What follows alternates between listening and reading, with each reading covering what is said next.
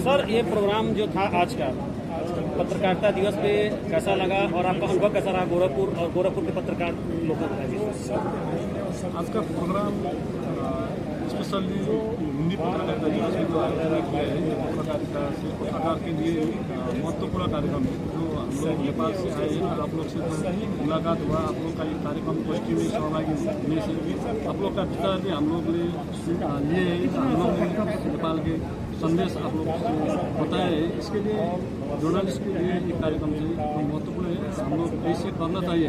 आज नहीं अब के दिन में, आगामी दिन में भी हम लोग मासिक रूप में, त्रैमासिक रूप में, मासिक रूप में ये कार्यक्रम होगा तो हम लोग में होगा जो नेपाल में व इंडिया में जो पत्रकारिता का विकास हो रहा है उसको साथ साथ में ले जाना सकते हैं। जैसे दोनों बीच में पत्रकारिता अपना एक अहम रोल होता है। आप भारतीय समाचार को भी देखते होंगे, नेपाल को भी देखते हैं, दोनों में क्या खास अंतर है या क्या दोनों में क्या समानता है? मतलब ऐसे है,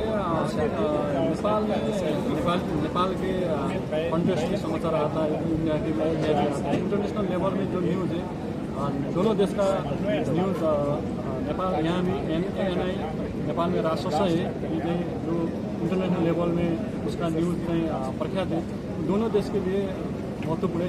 ठीक है सर, आलोचक आरोप लगाता है कि नेपाल में कम्युनिस्ट विचारधारा हावी है पत्रकारिता के ऊपर। वो नहीं है नेपाल में माननीय सदस्यों के लेकर भोजन करने के बाद प्रस्तुत का कार्ड लेकर ही आएंगे, जो लेकर नहीं गया वो। आज के आयोजन के बारे में आज एक बहुत महत्वपूर्ण और सामयिक विषय पर संगोष्ठी AI और पत्रकारिता हम जिस दौर में रह रहे हैं उसमें सूचनाएं तेजी से प्रसारित होती हैं। आवश्यक है कि सूचनाओं की सत्य की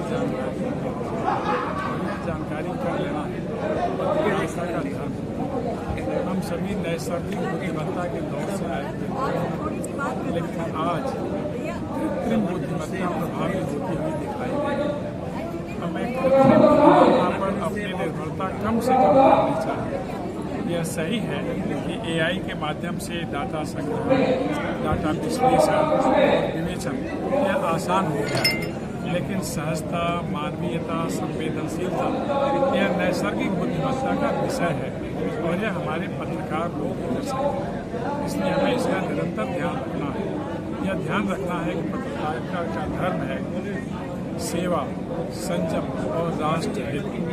हमें ऐसी सूचनाएं सबके सामने लानी चाहिए जिसका समाज पर सकारात्मक प्रभाव पड़े और जन जागरण का अभियान चल सके। अभी हम ऑपरेशन सिंधु को देख करके आए। हमारा धर्म है कि युवा पीढ़ी को राष्ट्रभक्ति का पाठ पढ़ाएं। हम उनके अंदर साहस का संचार करें और सत्य पर टिके रहने की प्रेरणा युवा पीढ़ी को दें, अपने समाज को। हम बताएं कि हमारे राष्ट्र नायक कठिन परिस्थितियों में कैसे गंभीर और आवश्यक निर्णय लेते हैं। हम बताएं कैसे भारतीय सैन्य बल दुनिया का सर्वाधिक महत्वपूर्ण सैन्य बल है और ऐसा सैन्य बल आज दुनिया के किसी भी देश के पास नहीं है।